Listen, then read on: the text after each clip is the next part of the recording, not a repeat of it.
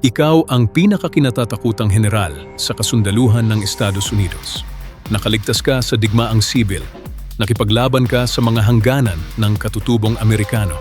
Nabihag mo pa ang maalamat na mandirigmang Apache na si Geronimo. Ikaw si Major General Henry Ware Lawton. 6 na talampakan at 4 na pulgada ang tangkad. Pinalamutian ng mga medalya, hindi matigil. And Mascatus, ito bang Pilipinong general na nagngangalang Geronimo rin ang pumatay sa iyo sa kabundukan ng Rizal. Hindi ito pelikula. Nangyari ito noong Disyembre 19, 1899 at halos walang nagkukwento nito. Ngayon, ayusin natin yon. Maligayang pagbabalik. Kung bago ka dito, ang channel na ito ay nakatuon sa pagsasalaysay ng mga kwentong hindi isinama ng mga aklat-aralan at ang kwento ngayong araw ay isa sa mga pinakapambihirang pagkatalo sa kasaysayan ng militar ng Pilipinas. Taong 1899. Ilang dekada nang nakikipaglaban ang Pilipinas upang makalaya mula sa Espanya at noong 1896 sumiklab ang revolusyon. Ngunit nang akala'y malapit na ang kalayaan, may bagong imperyong pumasok, ang Estados Unidos ng Amerika. Sinundan ito ng isang malupit, masalimuot at malalim na trahedyang digmaan, ang digmaang Pilipino-Amerikano. At habang maraming Pilipino ang lumaban at namatay sa labanang iyon, kakaunti sa kanila ang naaalala sa pangalan ngayon. Si Licerio Geronimo ay isa sa mga nakalimutan, ngunit hindi dapat ganito. Sino si Licerio Geronimo? Ipinanganak siya sa San Mateo, bahagi ng lalawigan ng Rizal sa silangan ng Maynila. Isang taga roon, isang taong bundok, at kalaunan ay naging sundalo. Hindi siya sinanay na opisyal ng militar. Hindi siya nagtapos sa akademya ng militar. Hindi siya binigyan ng uniforme ng isang makapangyarihang pamahalaan. Siya ay isang makabayang Pilipinong natutong lumaban dahil kailangan siya ng kanyang mga kababayan. Umangat si Geronimo sa hanay ng mga revolusyonaryong puwersa, ang hukbong unang lumaban sa Espanya at pagkatapos ay sa mga Amerikano. Nakilala siya sa isang bagay na higit sa lahat. Siya ay napakahusay sa pakikidigmang gerilya. Ang pakikidigmang gerilya ay isang estilo ng pakikipaglaban kung saan gumagamit ng bilis, sorpresa at kaalaman sa lupain ang isang mas maliit na puwersa upang salakayin ang isang malakas na kaaway. Sa halip na humarap sa kalaban sa isang bukid, ikaw ay biglang sumasalakay mula sa anino. Pagkatapos ay naglalaho bago sila makaganti. Para sa hukbong Pilipino na humaharap sa pinakamakapangyarihang puwersang militar, ang hukbo ng Estados Unidos, ang taktikang gerilya ay kaligtasan at si Licerio Geronimo ay dalubhasa rito. Pinamunuan niya ang mga puwersa sa Luzon at saklaw ng kanyang operasyon ang mga bundok at lambak ng ilog. Kilala niya ang lupain tulad ng sarili niyang bakuran. Bawat landas, bawat tagaytay, bawat tawiran ng ilog. Tinawag ng mga Amerikano ang mga tulad niya na insurrectos, insurgente. Isang salitang ginawa upang sila'y maging parang kriminal. Ngunit tinawag ni Geronimo at ng kanyang mga tauhan ang kanilang sarili kung ano talaga sila. Mga sundalo ng isang malayang Pilipinas. Upang maunawaan ang nangyari sa San Mateo, kailangan mong maunawaan kung gaano katindi ang kawalan ng balanse ng digmaang ito. Ang hukbo ng Estados Unidos noong 1899 ay hindi lamang mas malaki kaysa sa hukbong revolusyonaryo ng Pilipinas. How advanced ito sa halos lahat ng aspeto.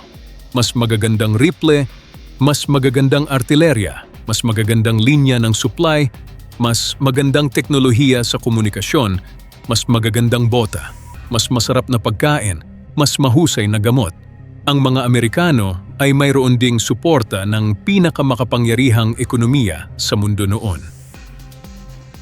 Ang mga puwersang Pilipino sa kabilang banda ay kulang sa supply. Maraming mandirigma ang gumamit ng mga bolo dahil lamang sa walang sapat na baril. Ang iba ay gumamit ng mga captured na sandatang Espanyol o lumang Mauser rifles. At gayunpaman, lumaban ang mga Pilipino, hindi sa loob ng ilang buwan kundi sa loob ng ilang taon. Si Emilio Aguinaldo ang namuno sa Republika ng Pilipinas. Ang mga general tulad ni Antonio Luna, Miguel Malvar at si Licerio Geronimo ang namuno sa paglaban sa larangan. Inaasahan ng mga Amerikano ang isang mabilis na tagumpay.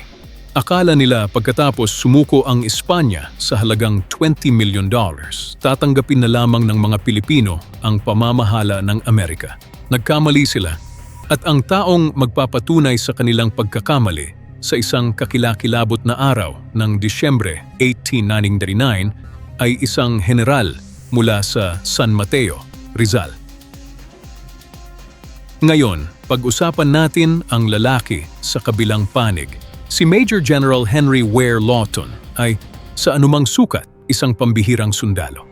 Lumaban siya sa digmaang sibil ng Amerika bilang isang binata at ginawaran ng Medal of Honor para sa kanyang katapangan sa labanan sa Atlanta noong 1864. Pagkatapos ng digmaang sibil, nagpatuloy siya sa paglilingkod. Lumaban siya sa Indian Wars sa hangganan ng Amerika at noong 1886 ay nakamit niya ang itinuturing ng marami na kanyang pinakatanyag na nagawa. Nabihag niya ang Apacheng mandirigmang si Geronimo. Yung Geronimo. Pinamunuan ni Henry Ware Lawton ang kampanyang sa wakas ay nagapi sa kanya. Ito ang nagpasikat kay Lawton sa buong Amerika. Ipinagdiwang siya bilang isang bayani, isang higanteng lalaki, literal. Siya ay 6 na talampakan at 4 na pulgada ang tangkad. At may reputasyon siya sa katapangan na halos walang ingat. Pagsapit ng 1899, siya ay isa sa pinakarespetadong figura ng militar sa Estados Unidos. Siya ang uri ng taong nagbibigay inspirasyon sa kanyang mga sundalo sa pamamagitan lamang ng kanyang presensya. At ang ugali niyang iyon ng pagiging nasa unahan, ang pamumuno mula sa harapan ay magdudulot sa kanya ng lahat.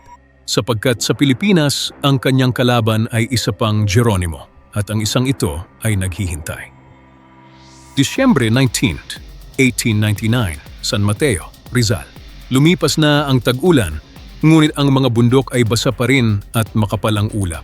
Itinulak ng mga puwersang Amerikano ang kanilang pagsulong sa mga burol sa silangan ng Maynila. Sinusubukang durugin ang natitira sa organisadong paglaban ng Pilipino sa Luzon. Personal na pinamunuan ni General Lawton ang operasyon. Mayroon siyang humigit kumulang 1,000 sundalong Amerikano sa ilalim ng kanyang utos. Mahusay na armado, mahusay na sinanay, sumusulong sa mahirap na kabundukan. Naghihintay sa kanila si Licerio Geronimo. Pinili ni Geronimo ang kanyang pwesto nang may sinadya. Kilala niya ang lupaing ito. Ito ay kanyang lupa. Ang San Mateo ay hindi lamang kanyang lugar ng operasyon. Ito ang bayan kung saan siya ipinanganak. Bawat burol, bawat liko ng ilog, bawat piraso ng gubat, alam niyang lahat ito. Ang kanyang mga puwersa ay mas kakaunti at mas mahina ang armas. Ngunit mayroon siyang 2 kalamangan, ang lupain at ang elemento ng sorpresa. Habang sumusulong ang hanay ni Lawton, nagpaputok mula sa mga tagong pwesto ang mga Pilipinong Rifle-Roman. Ang labanan ay matindi, malapitan, magulo at walang kaayusan. Ang mga sundalong Amerikano ay nahulog ng eksakto sa uri ng engkwentrong dinisenyo ni Geronimo, kung saan ang kanilang nakahihigit na lakas ng putok ay naging hindi gaanong epektibo. At pagkatapos ay may kahangahangang nangyari. Si General Lawton sa kanyang ugali ay lumipat sa harapan ng kanyang linya upang personal na gabayan ang kanyang mga tauhan. Hindi siya ang uri ng general na nag-uutos mula sa malayong ligtas na lugar. Isinalaysay ng mga ulat na siya ay nakatayong tuwid, nakalantad, nakaputi lamang na pang-ibaba, kitang-kita ng lahat sa larangan. Pinakiusapan siya ng kanyang mga opisyal na sumilong. Ayon sa ulat, itinaboy lamang niya sila. Isang Pilipinong Rifle-Roman ang nag-angkas. Isang putok, si Major General Henry Ware Lawton, ang pinakapinalamutiang Amerikanong opisyal sa kampanya, ay bumagsak. Namatay siya sa loob ng ilang minuto. Ito ay isa sa pinakamahalagang sandali ng buong digmaan, na orkestrado ng isang Pilipinong general na halos hindi alam ng nakararami. Ang pagkamatay ni Henry Ware Lawton ay isang shockwave na umabot hanggang Washington, D.C. Biglang nagkaroon ang mga pahayagang Amerikano ng isang napakaibang kwento sa kanilang mga kamay. Ang ulo ng balita na lumabas sa buong bansa ay lubhang mapangwasak. Ang pinakadakilang buhay na sundalo ng Amerika ay napatay. Sa Washington, may dalamhati, may galit at sa unang pagkakataon, may isang napaka hindi komportableng tanong. Kung napatay ng mga Pilipinong ito si Lawton, ano ba talaga ang kinakaharap nila? Sa panig ng Pilipino, ang labanan sa San Mateo ay patunay. Patunay na ang hukbong Pilipino, sa kabila ng pagkukulang sa armas, ay kayang gumanti, kayang saktan ang imperyo, kayang manalo. Hindi lamang nagwagi sa isang labanan si Licerio Geronimo noong araw na iyon. Ibinigay niya sa kanyang mga kababayan ang isang bagay na hindi mabibili ng pera at baril: pag-asa. Nagpatuloy siyempre ang digmaan. Hindi umalis ang mga Amerikano, hindi sa loob ng maraming dekada. Ang paglaban ay tuluyang nasugpo sa pamamagitan ng kombinasyon ng puwersang militar, estratehiyang pampulitika, at malulupit na taktikang kontra-insurhensya. Maraming Pilipinong mandirigma ang napatay, nabihag o napilitang sumuko. Si Geronimo mismo ay tuluyang sumuko noong unang bahagi ng 1900s pagkatapos ng mga taon ng patuloy na paglaban. Ngunit ang kanyang nagawa sa San Mateo noong umagang iyon ng Disyembre 1899, iyon ay hindi mabubura kailanman. Kaya narito ang tanong na dapat bumagabag sa ating lahat. Bakit hindi natin kilala ang taong ito? Bakit wala si Licerio Geronimo sa ating mga aklat-aralan? Bakit walang pangunahing kalye na ipinangalan sa kanya sa San Mateo? Bakit hindi lumalaki ang mga batang Pilipino na naririnig ang kanyang kwento, gaya ng pagdinig ng mga batang Amerikano tungkol kay Paul Revere o George Washington? Bahagi ng sagot ay masakit. Ang mga dekada ng edukasyong kolonyal ng Amerika ang humubog kung ano ang itinuro sa mga Pilipinong alalahanin at kung ano ang itinuro sa kanilang kalimutan. Ang mga kwento ng mga tagumpay ng militar ng Pilipino laban sa mga Amerikano ay hindi eksaktong hinikayat sa mga paaralang pinatatakbo ng mga Amerikano. Bahagi ng sagot ay estruktural. Madalas nating ipagdiwang ang mga lider pampulitika at pambansang martir, sina Rizal, Bonifacio, Aguinaldo. Ngunit ang mga general sa larangan, ang mga taong aktwal na lumaban at dumanak ang dugo sa kabundukan, sila ay madalas na naiiwan sa mga talababa. Ukit bahagi ng sagot ay isang bagay na maaari nating ayusin ngayon mismo. Hindi natin sapat na naikwento ang kwento. Hanggang ngayon, si Licerio Geronimo ay hindi perpektong tao. Walang general sa anumang digmaan ang perpekto. Ngunit siya ay isang Pilipinong tumindig sa kanyang lupa nang ang pinakamakapangyarihang hukbo sa mundo ay pumasok sa kanyang bayan. Naisipan niya, nalampasan niya at tinalo niya ang isa sa pinakadakilang komandante ng militar ng Amerika sa kabundukan ng kanyang sariling bayan. Mahalaga iyon dahil ang kwento ng Pilipinas ay hindi lamang isang kwento ng kolonisasyon. Ito ay isang kwento ng paglaban, ng katapangan, ng mga taong tumangging tanggapin na sila ay mababa, sapagkat hindi sila mababa. At sa susunod na may magsabi sa iyo na tinanggap na lamang ng mga Pilipino ang dayuhang pamamahala, sabihin mita kanla ang tungkol sa San Mateo. Sabihin mo sa kanla si Licerio Geronimo. Kung naantig ka sa kwentong ito, ibahagi mo dahil ang bawat share ay isa pang taong matututo ng pangalang Licerio Geronimo. Mag-subscribe kung gusto mo ng higit pang mga nakalimutang kwentong Pilipino na naikukwento sa paraang nararapat sa kanila. At mag-iwan ng komento sa ibaba. Sinong bayaning Pilipino ang gusto mong aming gawin sa susunod? Kita tayo sa susunod.